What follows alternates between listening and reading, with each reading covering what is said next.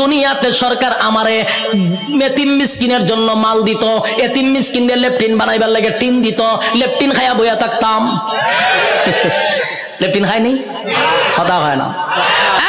সরকার আমারে লেফটিনের জন্য গরিব গুড়াকে বানায়া দেওয়ার জন্য টাকা দিত, লেফটিন খাইতাম। সরকার আমাকে মিসকিনের জন্য, এতিম গরিবের জন্য টিউবওয়েল দিত, টিউবওয়েলের পাইপ সুদ্ধা খাইতাম। আমারে রাস্তাঘাটের জন্য টাকা দিত, ইট বালু খাইয়া আমি ঘুমায়া থাকতাম। সরকার আমারে বন্যার সময় গরিব গুড়াকে ত্রাণ দেওয়ার জন্য দিত, আমি তেলের বোতল খাড়ের নিচে জমায়া রাখতাম। বাস্তব না অবাস্তব? আল্লাহ বলেন মিসকিনের মাল যারা খাইব, ইয়েতিম অসহায় মানুষের মাল যারা আত্মসাৎ করবে, আল্লাহ বলেন জাহান্নামে যাওয়ার 2 নাম্বার কারণ। কয় নাম্বার? যুবক ভাই, শুধু নেতার ক্ষেত্রে নয়, তোমার ক্ষেত্র আমার ক্ষেত্র। আমি আরামে খাইয়া ঘুমাইলাম, সুখের ডেকুর দিলাম, পাশের ঘরে এতিম মানুষটা না খাইয়া ঘুমাইছে, কিয়ামতের মাঠে তোমার জবাব দিতে হবে। তুমি খাইলা, পাশের ঘরের মানুষটা আজকে খাইলো না অভাবের কারণে, আল্লাহ কয় জবাব দিতেইব। তাই 2 নাম্বার কারণ হলো গরিব অসহায় মানুষের পাশে না দাঁড়ানোর কারণে। টাকা আছে, পয়সা আছে, এরপরও তুমি গরিবদের পাশে দাঁড়াও না। এই টাকা দিয়া শুধু নিজের বুঝলা, গরিবের পাশে দাঁড়াও না। আল্লাহর কসম, জাহান্নামে যাওয়ার 2 নাম্বার কারণ। ম্যানেজারের কাছে গেছে মেসিয়ারে, গিয়ে কয় স্যার ওই যে লোকটা খাইতেছে দেখছেন নি? দেখছি তো। কাম না, আমার একটা অনুমতি দেন। কি অনুমতি? কয়ের ইচ্ছা মতো কিন্তু ফিটাইতাম। ম্যানেজারে জিগা, কাস্টমারে খানা খাইতেছে, তুই ফিটাইতে কা? কয়ের লক্ষণ বালানা, যেই পরিমাণ খাইতেছে হিসাব দিতে পারতো না, তাই একটু ফিডামো। ম্যানেজারে কয় কাস্টমারের কাজ কি? খাওয়ান। তোর কাজ কিতা? দেওয়ন। আমার কাজ কিতা? হিসাব ল। তেহের খাওয়ানে খাইব, তোর দেওন তুই দে, তুই মারতে কা? মেসির কথা তো ঠিক, আমার তো দেওয়ান, আমি দিতে তাই। মেসিয়ারে দে, এ খায়। ম্যানেজারে কয় এ খাওয়া শেষ হইলে বলে আমার খাম। আমার কাজ কি? হিসাব নেওয়া। হিসাব না নিয়া, হিসাব না দিয়া বাড়ি তারবো, বাড়ি তারবো নি? যা পারে খাইতে থাক, তুই বাধা দিস না। ঠিক তেমনি ভাবে আল্লাহ বলেন দুনিয়াতে মানুষ যেই পরিমাণ কাম, কু কাম, দিনের কাম, রাত্রের কাম, সব কাম আমরা করি না? আমরার সাথেও কিন্তু ফেরেশতা থাকে, 24 ঘন্টা ফেরেশতা থাকে। আমরার কাম কু কাম দিকে ফেরেশতারাও আল্লাহর কাছে কয় আল্লাহ একটু অনুমতি দেন। কিতা কয়? এর একটা আসার মাইরা জাগাত মুতায়া লাই। আল্লাহ জিগা ঘটনা কিতা? বলে যেই পরিমাণ করতা যে হিসাব দিতে পারতো না। আল্লাহও বলে তোর কাজ, এর কাজ আকাম কুকাম করন দেখুন, লিখতে রাখুন। আর এর কাম যত আকাম কুকাম করতে পারে, তোর কাজ কিন্তু ফিডন না। তোর কাজ দেখতে থাক, লিখতে থাক, যত কিছু আছে সবকিছুর হিসাব হইবা আমার কাছে। বন্দা যা পারে করো, হিসাব না দিয়া সামনে আগাইবার কোন সিস্টেম নাই। হাসরের মাঠে আল্লাহ হিসাব নিব পাই পাই কইরা, সাইডা দিবনি। রব্বে কারীম বলেন প্রথম নাম্বার কথা হলো ফাহাসিবতুম আন্নামা খালাকনাকুম আবাসাও ওয়া আন্নাকুম ইলাইনা লা তুরজাউন। রব্বে কারীম বলেন এই অনর্থক বানাই নাই, অকারণে বানাই নাই। দ্বিতীয় নম্বরে আল্লাহ বলেন ওয়ামা খালাকতুল জিন্না ওয়াল ইনসা ইল্লা লিয়াবুদুন। রব্বে কারীম বলেন 2 নাম্বার হলো তোরে বানাইছি ইবাদতের জন্য। 3 নাম্বার আল্লাহ বলেন বান্দা তোরে বানাইতে গিয়া ওয়ালাকাদ কাররামনা বানি আদম, সমগ্র সৃষ্টি জগতের মধ্যে শ্রেষ্ঠত্ব দিছি। 4টা কসম করে বলছি বাংলা তোর থেকে সুন্দর আমি আল্লাহ কাউরে বানাই নাই, তোর থেকে সম্মান আর মর্যাদা আমি কাউরে দেই নাই। এরপর আল্লাহ বলেন এত কিছু দেওয়ার পরেও যদি তুই আমি আল্লাহর গোলামি না করস, ওয়ালাকাদ জারানা লি জাহান্নামা কাসীরাম মিনাল জিন্নি ওয়াল ইনস, আমি আল্লাহ আগুন দিয়া তোরে জ্বালাবো আর পোড়াবো। এরপরে রব্বে কারীম বলেন বান্দা শুন, ভালো করে শুন, এত নিয়ামত দিয়া তোরে ছেড়ে দিব না। আমি আল্লাহ কিন্তু পাই পাই পাই করে হিসাব নিব। কুল্লু নাফসিন বিমা কাসাবাত রাহিনা, প্রত্যেকটা মানুষ তার কৃতকর্মের জন্য আল্লাহর সামনে জবাব দিতে হবে। হিসাব সারা ছেড়ে দিব না। রব্বি কারীম বলে হিসাব নিব গো, হিসাব ছাড়া আমি আল্লাহ কাউকে ছেড়ে দিব না। এই যে দুনিয়াতে যা করি সব হিসাব হবে। আল্লাহ বলেন শুন বান্দা, যখন প্রত্যেকটা মানুষের হায়াত শেষ হয়ে যাবে, মালাকুল মউত আজরাইল সামনে হাজির হবে, তার একটা কিয়ামত হবে। কি হবে? কিয়ামত কিন্তু দুই প্রকার, একটা হলো যার যার কিয়ামত, আর একটা হলো সমষ্টিগত কিয়ামত। কথা বুঝতেছে?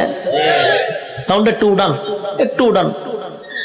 একটা হলো যার যার কিয়ামত, আর একটা হলো সমষ্টিগত কিয়ামত। আল্লাহ রাসূল বলেন যার যার কিয়ামত সম্পর্কে বলেন মাম্মা তা ফাকাত কামাত কিয়ামাতুহু, যে যখন মারা যায় তার কিয়ামত তখন শুরু হয়। আমি যদি স্টেজে এখন মারা যাই, আমার কিয়ামত এখান থেকে শুরু হবে। আরেকটা হলো সমষ্টিগত কিয়ামত, সেই কিয়ামতটা হলো কিয়ামতে কুবরা, এটা বড় কিয়ামত, সেটা বাঁশির মাধ্যমে হবে। ইসরাফিল আলাইহিস সালাতু ওয়াস সালাম যখন বাঁশি ফু দিবে, আল্লাহ বলেন এই গোটা পৃথিবীর যা কিছু তোমরা দেখো, বিশ্ব পরিস্থিতির পরিসমাপ্তি আমি ঘটায়া দিব। এটা হইল সমষ্টিগত কিয়ামত। ইদা জুলজিলাতিল আরদু জিলজালাহা, জমিনের মধ্যে তখন জালজালা শুরু হবে, ভূমিকম্প শুরু হবে। যখন যে একটা ভূমিকম্প হইছে 13 সেকেন্ড, 13 সেকেন্ডের ভূমিকম্পে সব শেষ হয়ে গেল। আর ওইটা যে শুরু হইব, ওইটা 13 সেকেন্ড না, 13 ঘন্টা না, এটা চলতেই থাকবে। পাহাড় গুলি তুলার মতো উঠতে থাকবে। বিল্ডিং তো দূরের কথা, পাহাড় উইরে উইরে চলবো। এই ভূমিকম্প থামবে না। কুল্লু মান আলাইহা ফান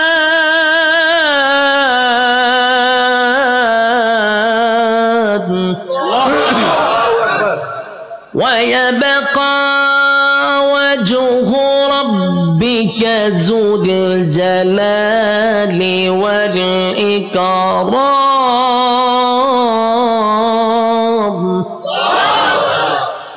সব শেষ করব।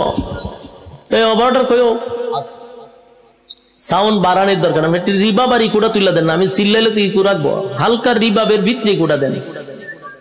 অত্যন্ত কিয়ামত শুরু করছিলেন মাইক মাহফিল, এখন হালকা একটু রিবাবটা ধরায় দেন আমার, যাতে প্রেসারটা গলাত না পড়ে।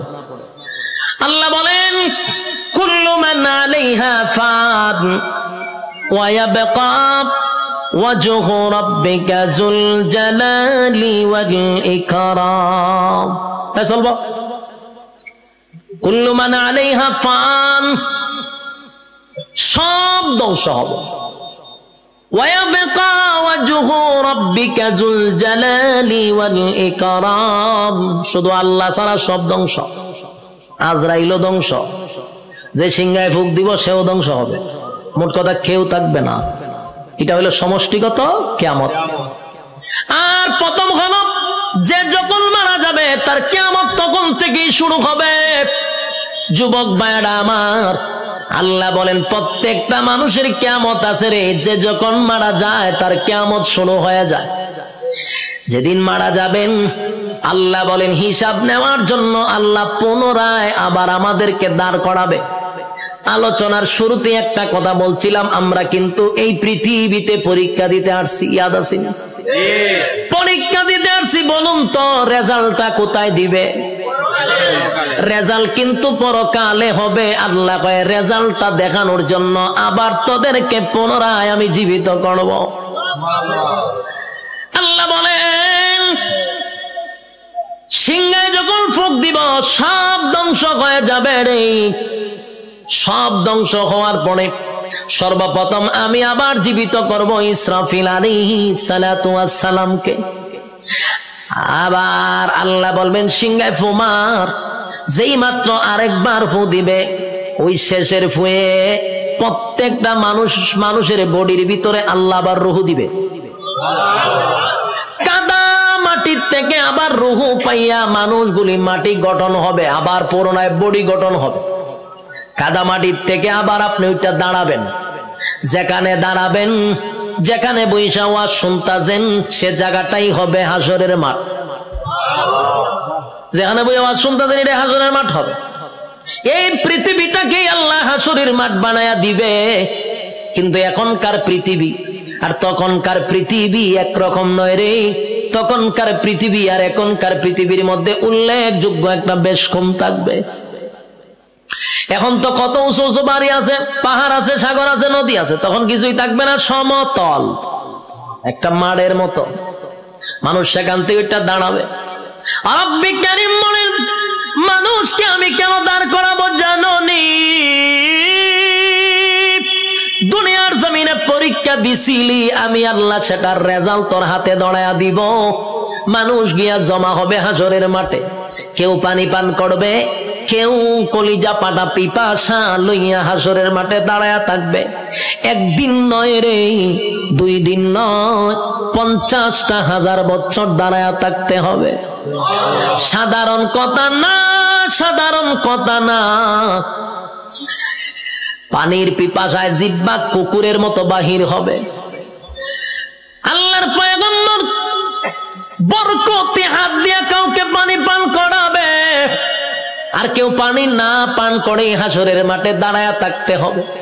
50,000 বছর বাড়ির কাছে না, সূর্যের তাপে মানুষের মাথার মগজগুলি গলে গলে পড়বে, জিহ্বাটাও বাহির হবে। এই অবস্থায় যে কত হাজার বছর মানুষগুলি একটা সময় বিরক্ত হইয়া চিৎকার দিবে আর বলবে, মালিক রে, জান্নাতে দেও না হয় জাহান্নামেই দেও, হাসরের মাঠে আর ভালো লাগে না, সেখান থেকে আমাদেরকে সরায়া দাও। আদম নবীর থেকে লইয়া ঈসা রূহুল্লাহ পর্যন্ত মানুষ সবার কাছেই যাবে একটু আল্লাহর কাছে সুপারিশ করার জন্য।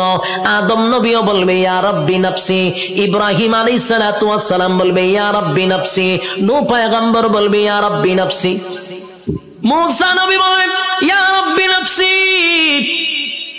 এইভাবে 1,02,24,000 পয়গম্বর ইয়া ঈসা আলাইহিস সালাতু ওয়াস সালাম পর্যন্ত সবাই একটা কথা বলবে, ইয়া রাব্বি নাফসি। আমার কি উপায় হবে? আজকে আল্লাহর সামনে কথা বলার সাহস কোন নবীর হবে না। কথা বুঝতেছেন আমার? আল্লাহ এত রাগান্বিত। এই যুবক ভাই, আলোচনার শুরুতেই বলেছিলাম আল্লাহর নাম রহমান, দয়া মায়া বেশি, কিন্তু আল্লাহর গজব আমরা এখনো দেখি নাই। সেটা হাসরের মাঠে দেখব। আল্লাহ সেদিন কাহার রূপ নিয়ে দাঁড়াবে, সেদিন আল্লাহর সামনে কথা বলার সাহস কোন নবীরাও পাবে না, শুধুমাত্র কেবলমাত্র আমাদের নবী ছাড়া। আদম নবীর থেকে লইয়া ঈসা রূহুল্লাহ পর্যন্ত একটা কথাই বলবে, ইয়া রাব্বি নাফসি। আমার কি উপায় হবে গো? আল্লাহ খালি তর্জন আর গর্জন দিবে, তর্জন আর গর্জন দিবে, আর বলবে নাফরমানরা আমার নিয়ামত খাই আমার নাফরমানি করছস, আজকে দাঁড়া, কেউ কথা বলবে কিনা? আল্লাহ সেদিন বলবেন লিমানিল মুলকুল ইয়াউম, এই পৃথিবীর রাজা বাদশারা দাঁড়া, হামাইন্নারে ডাক দিব, নমরুদ্দারে ডাক দিব। আল্লাহ সেদিন বড় বড় ক্ষমতাশীলরে ডাক দিবে, নমরুদ্দা দাঁড়া, ফেরাউন্না দাঁড়া। আল্লাহ বলবেন সাজ্জাদ দাঁড়া। আল্লাহ এইভাবে আবু জাহেলকে ডাকবে, যত জালেম শাসক আছে সবগুলাকে আল্লাহ সেদিন ডাক দিবে।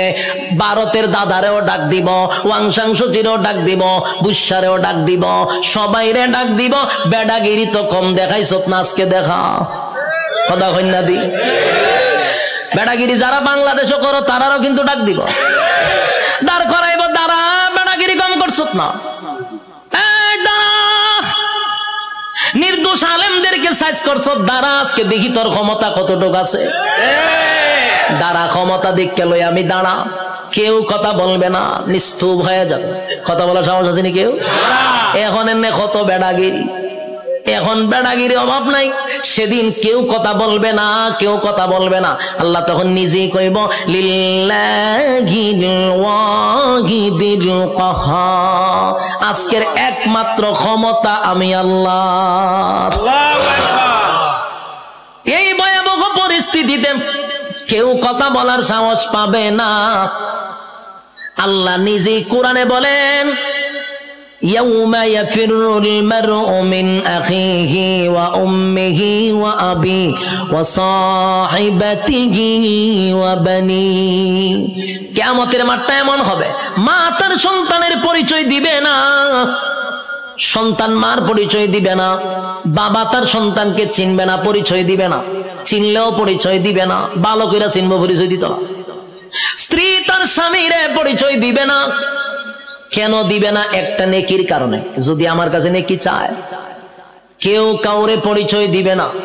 সেদিন কি কোনো পীর সাহেব তার মরিদানের পরিচয় দিব? কথা হয় না? দি ফিররা গিয়া কি মরিদানটা তালাশ করবো? ফিরও বলবে ইয়া রাব্বি নাফসি। সাধারণ জনগণ যে স্লোগান দিবে, ফিরও সেই স্লোগান দিবে, কারণ ফিরের ক্ষমতা দুনিয়াতে আছে গরু ছাগল খাওয়ার, কিন্তু পরকালে এই ক্ষমতা নাই। পরকালে ফিডার ছুটে দৌড়াইব খালি।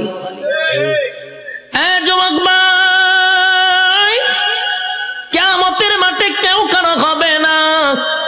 আল্লাহ সেদিন হিসাব নেওয়ার জন্য দাঁড় করাবে, একটা দল ডান দিকে আর একটা দল বাম দিকে। আল্লাহ যার কাছে হিসাব চাইব, রেজাল্ট যার হাতে দড়াইয়া বলবে হিসাব দে, আল্লাহর কসম জান্নাতের গ্রাণও সে পাবে না। আমার কথা বুঝতেছে? আজকে এই কথাটা সারা জীবন ইয়াদ রাখবেন। আল্লাহ যার কাছে হিসাব চাইব, হে কোনোদিন জান্নাতে যাবে না। হিসাব দেওয়ার মতো যোগ্যতা কারো নাই। আল্লাহ যারে জান্নাত দিব বিনা হিসাবই দিব। সুবহানাল্লাহ। যারে জান্নাত দিবে গো, বিনা হিসাবে জান্নাত দিবে। কারণ হিসাব চাইলে বান্দা আটকা পড়ে যাবে। হিসাব চাওয়া মানেই হলো বিপদে পড়ে গেছ। আল্লাহ বামপন্থীদেরকে হিসাব নিবে। দুইটা দলে যখন মানুষ দাঁড়াইব, আল্লাহ তখন ফেরেশতাদেরকে বলবেন, নাফরমান গুলাকে জিগা 24 ঘন্টাদের সময় দিছিলাম কোন কাজে ব্যয় করছে, আমি যে যৌবন কাল দিছিলাম কোন কাজে ব্যয় করছে, হিসাব দিত। হিসাবে আটকা পড়ে যাবে। আল্লাহ তখন ফেরেশতাদেরকে বলবে, এটি নাফরমান আমার দেওয়া নিয়ামত খাই আমার নাফরমানি করছে। আজকে তার হাতটারে লোহার মতো শক্ত করে দে, বাম হাতটারে লোহা বানাবে, শক্ত হয়ে যাবে। আল্লাহ কয়টার ব্যাখ্যা করবো, কয়টা বুক বরাবর ঢুকা, বুক ছিদ্র করে, কলিজা ছিদ্র করে, পিছন দিকে টেনে বাম হাতটা বাহির করবে। নাউজুবিল্লাহ। বাম হাত বুক ছিদ্র করে পিছন দিকে বাহির করার পরে এবার হাত চলে গেল পিছনে, মাথা কিন্তু সামনে। আল্লাহ এবার দিবা আমল নামা, ওই যে রেজাল্ট দুনিয়াতে যে পরীক্ষা নিছিল এই রেজাল্টটা হাতে দিবে। ফেরেশতারা কইবে আল্লাহ হাত পিছনের চেহারা সামনে। আল্লাহ কয় নাফরমানের চেহারাটা ভাঙ্গা মস্কাইয়া এরপরে পিছনে নিয়ে যা। যুবক ভাই, প্রথমে বলেছি আল্লাহর মায়া দয়া বেশি গো, তেমনি ভাবে আল্লাহর আযাব আর গজব বেশি রে। বাম হাতটা বুক বরাবর ঢোকাইয়া পিছন দিকে বাহির করিয়া গাঁটটা মস্কাইয়া ভাঙ্গা পিছনের দিকে নিবে। মরবেন না কিন্তু, কারণ মরণ নাই। গার ভাঙ্গা পিছন দিকে নিবে, নিয়ে আল্লাহ কইব নে রেজাল্টটা দেখ, ক্লাসও বইয়া কি করছিলি বান্দা একটু দেখ। বান্দা দেখবে আর বলবে, মালিক রে আমার প্রতি তুমি বেইনসাফি করো নাই, ইনসাফের বিচারটাই করছো। কারণ সে দেখবে যা কিছু লেখা সব তার চোখের সামনে বাজবে। রাতের আধারে কি করছে, দিনের আলোতে কি করছে, সব লেখা। আল্লাহ একটা বাড়ায়া লেখে নাই, একটা কমায়া লেখে নাই। দেখ বান্দা, সেদিন আল্লাহ বলবেন এই নাফরমান আমার নাফরমানি করছে।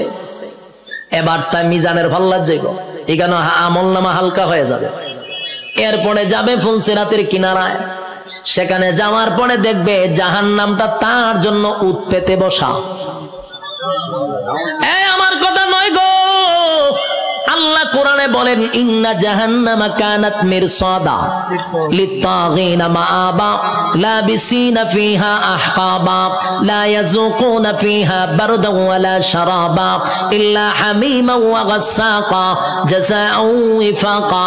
আল্লাহ বলেন ইন্না জাহান্নামা কানাত মিরসাদা, নিশ্চয় জাহান্নাম তোর জন্য ভূত পেতে বসা, লিত্তাগিনা মাআবা সীমা লঙ্ঘনকারীদের জন্য জাহান্নাম, লাবিসিনা ফিহা আহকাবা।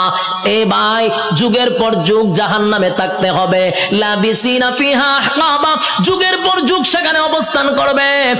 লা ইয়াযুকুনা ফিহা বারুদা ওয়ালা শারাবা, আল্লাহ বলেন সেখানে কোনো পানির ব্যবস্থা করা হবে না, ঠান্ডা পানির ব্যবস্থা করা হবে না। ইল্লা হামিমা ওয়া গাসসাকা, তবে চিৎকার যখন পানির জন্য মানুষ করবে তখন আল্লাহ একটা পানি দিবে। এই পানিটা হবে তোর শরীরের রক্ত, তোর শরীরের পোষ, বিষাক্ত পানিটা পান করার জন্য দিবে। পানি গরম টকবক, পানিটা পান করার পরে জাহান্নামীদের নারী বুড়ি সব বাহির হয়ে যাবে পায়খানার রাস্তায়। চিৎকার দিয়া বলবে, মালিক এমন পানি তো তোমার কাছে চাই নাই গো, এমন পানি তো তোমার কাছে চাই নাই, তোমার কাছে চাই নাই। এটা কেমন পানি দিলা, বেদনা বিষাক্ত বেড়ে গেল। আল্লাহ তখন যে জবাবটা দিব এর থেকে আরো ভয়ানক জবাব। আল্লাহ কয় জাযাউ ওয়াফাকা, বান্দারে এটা তোর কৃত কর্মের পূর্ণ ফল। এতক্ষণ ভাই যে শারীরিক কষ্ট, এই কথাটার কারণে মানসিক কষ্ট বেড়ে যাবে। আল্লাহ কয় এখন মজা বুঝ কেমন লাগে, আমার দেওয়া নেয়ামত খাইয়া আমার নাফরমানি করছ, আজকে মজা বোঝ। আমি তোরে পানি দিছিলাম দুনিয়াতে, ঠান্ডা পানি, মিষ্টি পানি। গরমের সময় টিউবওয়েলের পানিটা তোর জন্য ঠান্ডা করে দিছিলাম, এই শীতের সময় পানি গরম করে দিছিলাম। এত নিয়ামত খাইয়া তো আমি আল্লাহরে একবার ডাক দেস নাই, আজকে কেন আমারে ডাকস? খা এখন বিষাক্ত পানি খা, মজা বোঝ কেমন লাগবো। আর কষ্ট বেড়ে যাবে। বুলাবাসীরা একটা কথা মন গড়া বলি নাই, এতক্ষণ যা বলছি কোরআনের বাহিরে একটা কথাও বলি নাই। কোন গল্প বলার জন্য আমারে আনেন নাই, আর আমিও কোনো মাহফিলে গল্প বলিও না। যতক্ষণ বসছেন কোরআনের বাহিরে কোনো কথা শোনেন নাই। শেষ কিছু সময়, আমি আর সময় লম্বা করব না, কিছু সময় আপনারা আমার দেন, আমি ফিনিশিংটা দিয়া দিই। এবার আর শোন, বিরক্ত হইতেছেন? হ্যাঁ, বিরক্ত হলে আমার ডাবল সুবিধা। আমার মাথায় ব্যথা করতেছে, তারপর আপনাদের আগ্রহ দেখে ওয়াজ করতেছি। খারাপ লাগতেছে? বিরক্ত হইতেছেন? কথাগুলি দিলের কান লাগায়া শুনেন। রব্বে কারীম কিন্তু হিসাব নেওয়ার জন্য আবারও দাঁড় করাবে, হিসাব নিবে, জাহান্নামে আপনার স্থান হবে।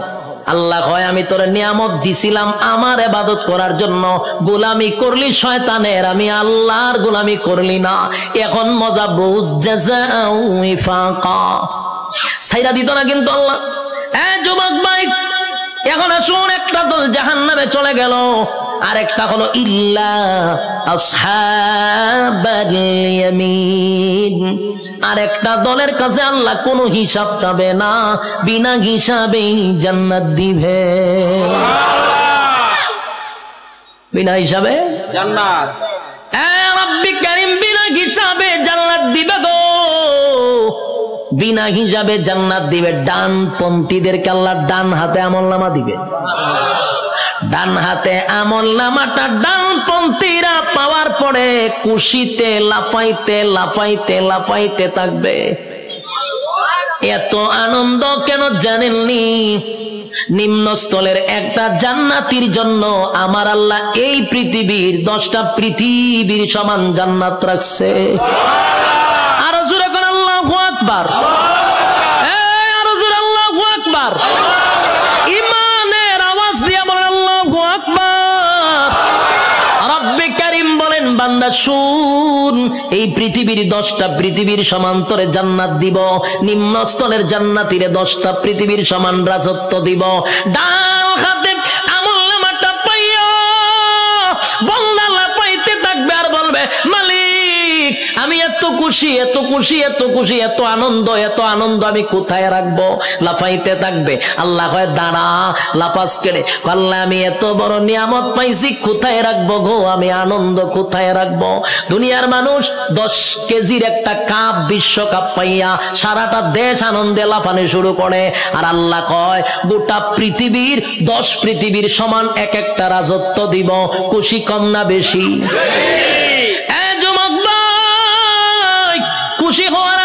আছে।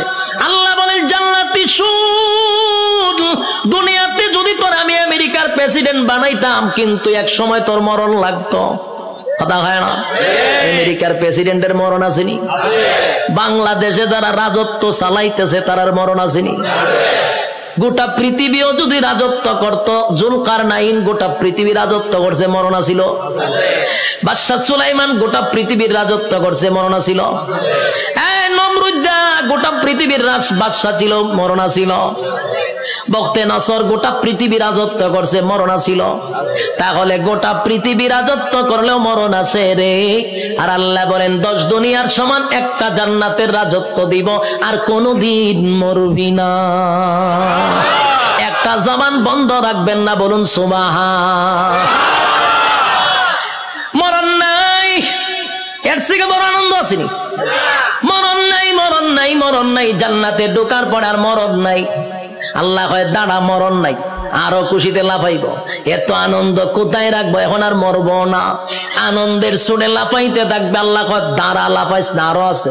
আল্লাহ কি আছে বলে, আর কোনদিন তুই বৃদ্ধ হবি না।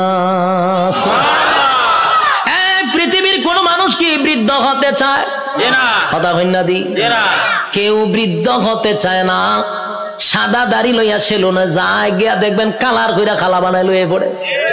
যদি জিগায় কালা করছত করে কোনাইলে বুড়া দেখা যায়, তাহলে তার উদ্দেশ্য কোনো বুড়া হতে চায় না। বুড়া হতে চায় না রে। পৃথিবীর কেউ বৃদ্ধ হতে চায় না, বুড়া হতে চায় না। আল্লাহ কয় বুড়া হন লাগবো। কথা হন ঠিক নেই? উপর দিয়া যতই কালো করো, ভিতরে বুড়া হইতেছে নি, চামড়া ঢিল হইতেছে। বৃদ্ধ হতে হবে। আল্লাহ কয় জান্নাতের ভিতরে নিয়ামত হল, আর কোনদিন বৃদ্ধ হবি না। 32 বছরের হায়াত দিব, কোনদিন বয়স 33 হবে না। আমার কথা বুঝছেন নি? বয়স কত হবে? 32 হবে, আর কোনদিন 33 হইতো না। বয়স আর বাড়বেও না, কমবেও না, এইভাবেই থাকবো। যৌবন কমবেও না, বাড়বেও না, প্রথম যেমন ছিল এমনই থাকবে। আল্লাহ বলেন আমি তনে কমপক্ষে 60 হাত লম্বা বডি বানায়া দিব, আদম নবীর মতো। সুবহান। আল্লাহ বলেন কণ্ঠ দিব দাউদ নবীর মতো। আল্লাহ বলেন সৌন্দর্য দিব ইউসুফ নবীর মতো। চরিত্র দিব মুহাম্মাদুর রাসূলুল্লাহর মতো। এতগুলা নিয়ামত দিয়া আল্লাহ বলেন জান্নাতের ভিতরে নিম্ন স্থলের একটা জান্নাতীরে কমপক্ষে বউ দিব, কমপক্ষে 72টা। এটার আওয়াজটা কমে গেছে কেন? বউ দিব, এরপর আপনার খুশি না? ঘটনা কিনা না? বউ উনলে ডরান। আর কেমনে খুশি? তখন মানুষ নির্যাতিত হইলো বউ দিয়া, হইতে পারে না, সইতে পারে না। বাস্তব না? বাস্তব। সারা বাংলাদেশে খালি নারী নির্যাতন, পুরুষ নির্যাতন দেওয়া, এটা নিয়ে কোনো মাতামাতি নাই। এমপিরা পর্যন্ত গড়ের এমপির কাছে মাথা নত হইরা লায়, নির্যাতিত। কিন্তু এটা নিয়ে সরকার কোনো মাথা কামায় না। এর লিগে মানে বিয়া কত হলো ডরায়, ঠিক নেই? একবার হাত তুলে আল্লাহ আমার তুমি নেও, আমার নেও, আমার নেও, আমি আর থাকতাম না। বউ উঠতেছে রেখো, আল্লাহ আমারও লিয়ে যাবো তুমি। দেখো আর মরে গীতা করতাম, কইটা গীতা বলে তুই যখন আমার সাথে যাবে তার মরতাম কে আমি? তোর অশান্তিতে তুই আমি আল্লাহর কাছে প্রার্থনা করতাম যে মরতাম, তুই দেখে তোর সাথে আবার আমি যাইতাম। তুই গেলে আমি আর মরতাম কে? এখন বুঝেন বউ দিয়া কত অতিষ্ঠ হইছে, কি যন্ত্রণা। একেবারে আল্লাহর ওলির বউ কিন্তু একবার বালানা, কারণ রগ একটা তেরা করে আল্লাহ বানাইছে। আমি কিন্তু বোলাবাসীর কোন মহিলার প্রতি কথা কইতেছি না, আমি সারা বাংলাদেশের কথা কই। বোলা বাদ দিয়া নাহলে আবার মহিলার আন্দোলন করবো যে উজুর আর পাইছেন না, উজুর আর পাইছেন না। না মহিলার আমি আপনার দেশের মহিলাই দেখছি না, তা আমি মহিলার ব্যাপারে বদনাম করার দরকার আসেনি। আমি আমার এলাকার কথা কইতেছি, কোন অসুবিধা আছে? আল্লাহ হয় জান্নাতে বউ দিব ওরা জুড়ে কন 72টা নিম্ন স্থলের জান্নাত। কোন রকম যারা জান্নাতে গেছে আর স্পেশাল যদি হয় কিতা বুঝুন, বউর অভাব করবো নি। জান্নাতের বউগুলা কেমন হবে? দুনিয়ার বউ নয় রে। দুনিয়ার বউ যত সুন্দরী হোক, প্রথম দেখার পরে আস্তে আস্তে বয়স বাড়ে, বাচ্চা কাচ্চা হওয়ার পর আবার লাগে না। আচ্ছা, তো আকর্ষণ কমেনি? যেটা বাস্তবিটা কই না কেরে আল্লাহ নিজে হইতে যে আকর্ষণ কমবে, কিন্তু জান্নাতি একটা হুর দিলে এর ভাই যে প্রথম চাইবেন 40 দিন সাওয়ার মধ্যে যাইব গা। সুবহানাল্লাহ আছে। এই যে চাইছেন এই সাওয়ার মধ্যে 40 দিন শেষ। আল্লাহ কি পরিমাণ সুন্দর দিয়ে বানাইছে, সুবহানাল্লাহ। আল্লাহ রাসূল বলেন কোন হুর যদি থুতু ফালাইতো আটলান্টিক মহাসাগর, পুরা পানি মেশকে আমর হয়ে যেত গা।